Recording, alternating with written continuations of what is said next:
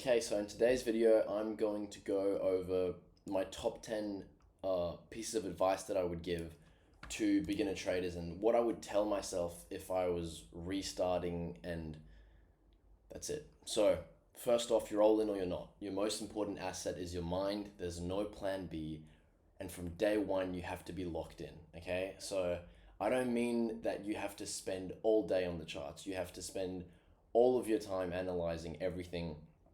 It's what I did in the beginning, but what I mean from this point is you have to start planning around the fact that you're going to become a successful trader, and you have to really trick your brain into thinking, okay, I'm going to be a successful trader in the next, let's say, 5 years, okay? In the next 5 years. And now I need to plan around how to get there faster. But at the same time, this brings me to my second point. Getting there faster means taking it slow.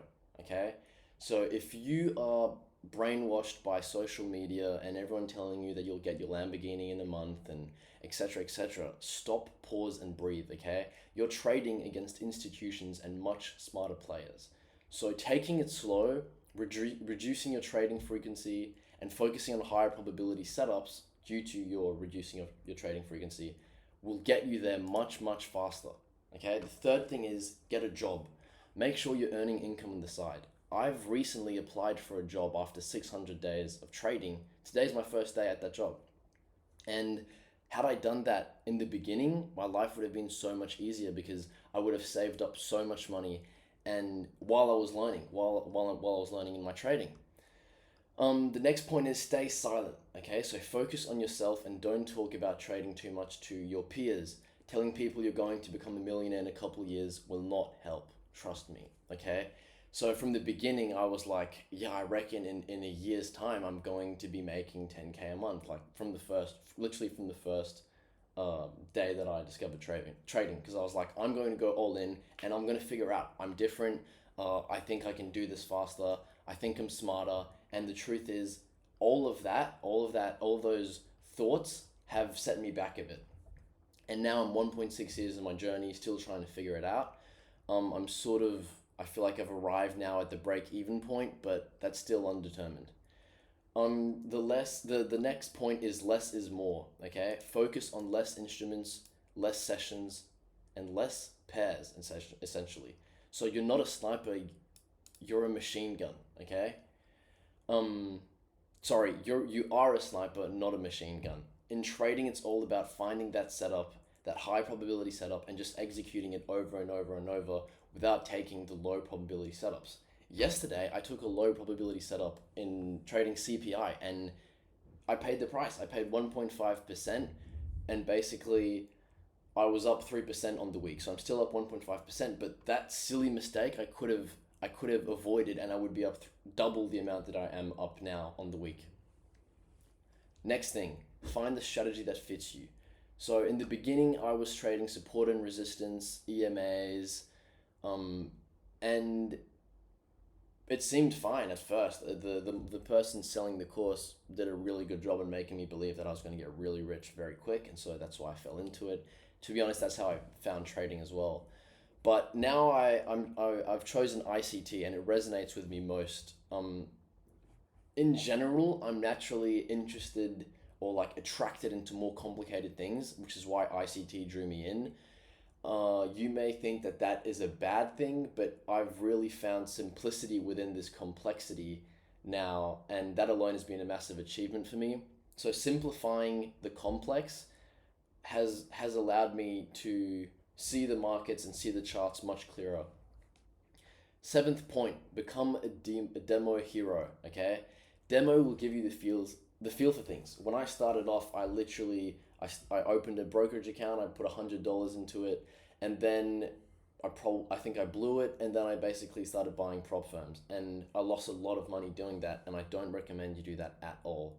Going live too early would be like stepping in the ring against Mike Tyson after your first sparring session. Okay, so take your time on demo. Take as much time as you want.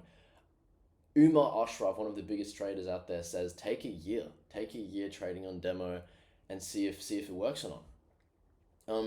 Next point is journal. Journal in your own way. Find what works for you.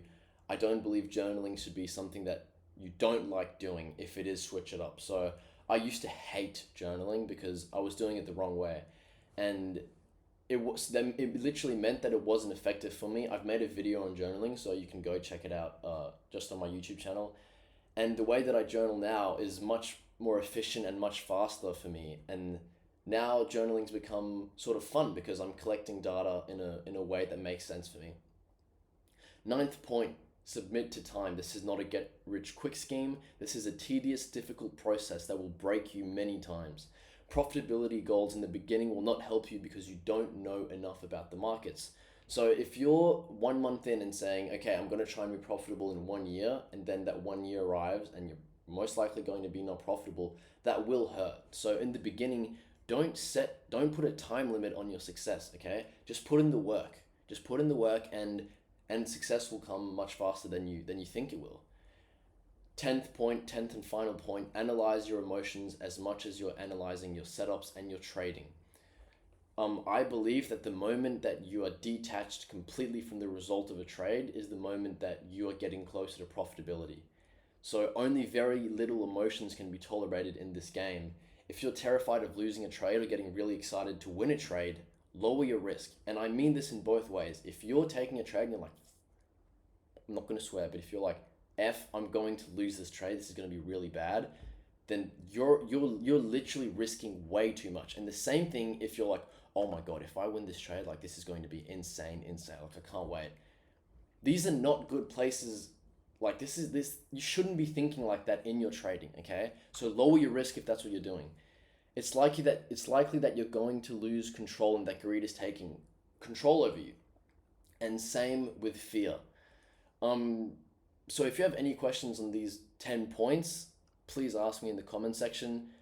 The most important, as I've said, and these are classified by order, is this one. In my opinion, you need to be convinced. You need to convince yourself that you are going to succeed in trading. I am convinced, and I've literally been convinced now for 600 days. And in those 600 days, I've taken so many losses, I've had so many points where I'm like, fuck, okay, I swear now. I'm like, fuck, like this is really hard. But after all of those lows, the next day I'm back up and I'm like, okay, how am I going to figure this out? What can I do? This is what I've done. These are my mistakes. I can't change the past. And now I've got to try and make sure that I don't make the same errors in the future. Yes, so this has been my rant. Basically, I reckon you guys should go over all of these points and really try and absorb them.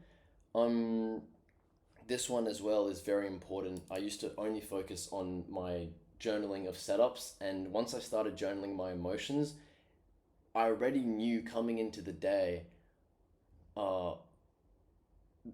depending on how I was speaking and depending on how my tone was, if I was more likely to make mistakes or not. So that's this video. I hope this video helped you guys. Drop a like and comment, and I'll see you in the next one.